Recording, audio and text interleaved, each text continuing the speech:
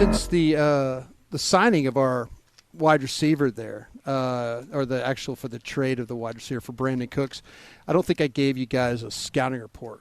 I asked one of my guys around this weekend. Everybody seems to be pretty busy right now. They're getting ready for this draft and stuff and the pro days and stuff. But one of my guys was nice enough to get back to me, and he said this about Brandin Cooks. He said, this guy can really, really still play. And he says, we viewed him as a really good vertical threat with playmaking ability. He will stretch the field and really like the way that he is able to go get the football. So, this was one of those things where, this guy was like positive about the trade. Sometimes you're like, this guy didn't have anything left and all that. And this is like the second time I've asked them about players, trades for players. And the Gang of Seven has been positive. Usually it's like, I don't know, man. That's one of those ones that maybe not good enough. Maybe not. He doesn't have anything left. I think that's a gamble.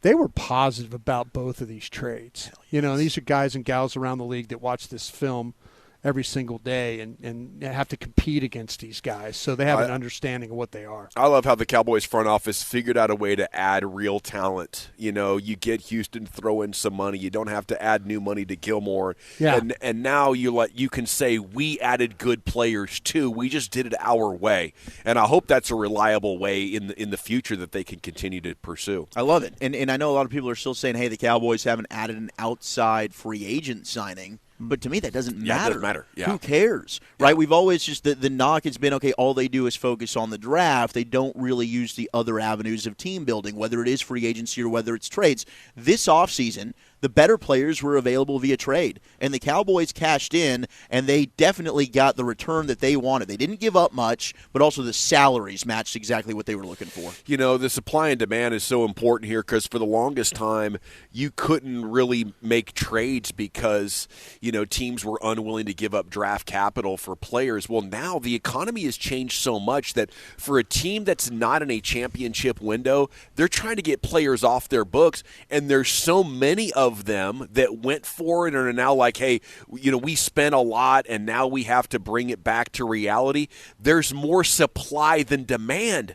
You get quality players for 5th, 6th round picks. It's what the Rams did. That's what the Eagles did to plug holes in a contender. I think this is exactly what we want to see, Cowboys fans. Yeah, to me, it was, there's times where I know we've been super, super critical of this front office. And Gavin, you asked the question, what do you think changed?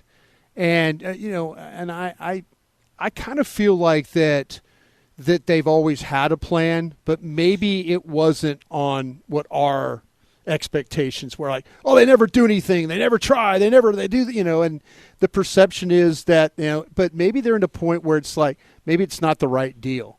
Maybe it wasn't the right signing or the right trade or the right, I'd like to believe that to give them credit for that, because I wanted them to give up a 2nd round pick. Sure. To go get Hopkins. Same. Yeah. I'm looking at the NFL draft, and I'm looking at these wide receivers, Zach. I know you do the exact same thing, and I'm like, I don't see somebody at 26 that would just light me up, that I would say can't miss, like you did with like a CeeDee Lamb or with Chase and those guys. And I know those guys were all picked like in the middle of the draft and into the 20s. Well, even a Justin Jefferson, like the Vikings were able to get in the 20s. I don't think there's anybody quite at that caliber either. See, that's what I'm saying. So I'm sitting there like, no, be aggressive, do this, do that. And I think that they were being smart. And maybe I was being a little reckless with when you give up a compensatory 5 to go get somebody that they had a deal. They had a deal for Brandin Cooks last year at the trade deadline. They had a deal. They had a 3rd round pick going to Houston. And their general manager got greedy and said, fine, if you don't want our 3rd round pick, we're not going to give you 2. Here's my problem with calling it smart, though, Brian. It's only come available once in a decade. If you have to wait every offseason until somebody is willing to give you a Pro Bowl level player for a 5 and you get to do it once a decade, it's not a sustainable team building strategy. I think the thing about I guess what I'm trying to say is sustainable or are they being smart? And that's, I mean, to me, maybe not forcing a deal. That's good. Right. Yeah, I like that. That's kind of where I'm at. Clearly, the Cooks one looks really good. Yeah, right? You didn't do it, and you waited, and you got it at your price. The Cooks thing is like guaranteed money, $18 million. Listen, we'll give you a 5, even though we were willing to give you a 2 or 3 last year at this time. We were willing to, or during the season, we were willing to give you a 3. No, now we're going to we're going to give you a 5. And by the way, to top it off, you got to eat $6 million of this salary. It's pretty damn nice. Yeah. See, that's what I'm saying. I know I'm super beat these guys up for stuff.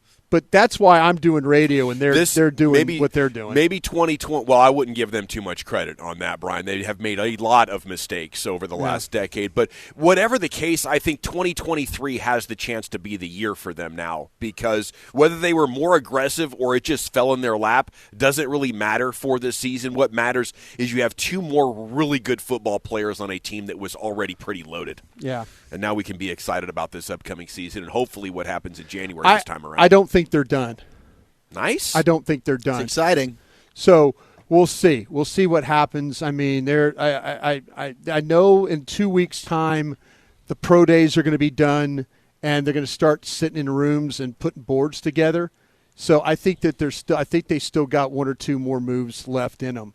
And so we'll just keep it on the station all day. We'll hopefully maybe get something. Okay, we might have breaking news then. We might break news. Okay. Sounds good. This comes from our folks at the Blog of the Boys, and this is kind of my draft way of tying in the Cowboys. There's 5 players that could be surprise first-round picks for the Cowboys. And Zach, I'll use your help on this one, too, because you've seen a lot of these guys. The first one is the Mozzie Smith, from the defensive tackle from Michigan. And what they're talking about is that the Cowboys with Mozzie Smith is that they've only Russell Maryland was a first overall, and then Kelvin Pritchard was a 20th overall. Those are the 91.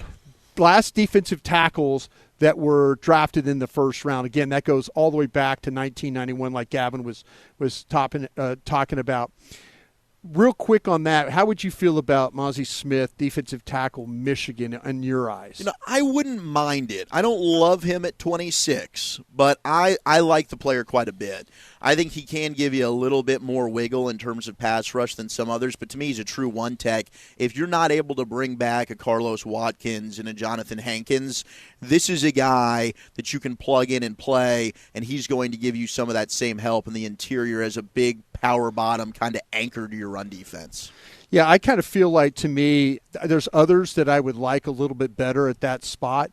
But, I mean, at 6'3", at 323 pounds, he's a guy, though, that he could be a little bit of a hard guy to move when you watch him. And he takes on double teams. Yeah. I think he's got good lateral movement. I like him.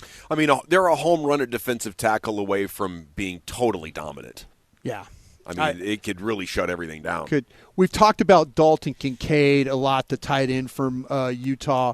That seems to me like when you're starting to talk about going out and getting the best, maybe at that position. I think that we've really, we've gone into that quite a bit. I mean, that Dalton Kincaid, we all feel like that would be a really absolutely. He's the best tight end in the draft for me. Solid pick. If Cooks and Kincaid are your additions, wow. Yeah. Wow. How about this one? Keely Ringo, the corner from Georgia at 26. Does that do anything for you? I don't love Keely Ringo, and he's a guy that I think his stock is taking a big hit during this process. Early on, I think he was kind of rated as arguably the best corner, a top 10 kind of guy. I think he gives up a lot of plays inside, underneath. He's susceptible to the double move.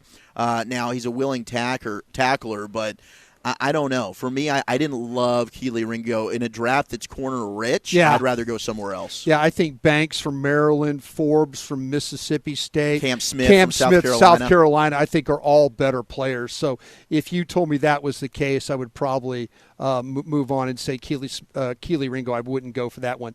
How about this one? Steve Avila, the guard from TCU. Now, starting to hear a lot of whispers, a lot of buzz about him. If that's the case, then you draft Steve Avila, put him at left guard, that means Tyler Smith is playing left tackle. And Tyron ends up being your backup swing tackle. I think this could end up being, as we get closer to the time, much like Tyler Smith all of a sudden draft day. Oh, the Cowboys love this lineman. They're going to take him in the first round. Steve Avila out of TCU might be that What's guy his this best year. position? Guard. He's a guard. He's a guard. He's a guard. Nice. He is a big, powerful man inside is. right there, too. And he's I'm a pro Steve, then. tremendous run blocker for me. Okay, we are at a tremendous store, Rally House here, Dallas, Preston, and Forest. Brian, anything else here in the corner? Yeah, Jamar Gibbs was the last guy from Alabama running back. We'll see if they draft a running back. Hell of a player.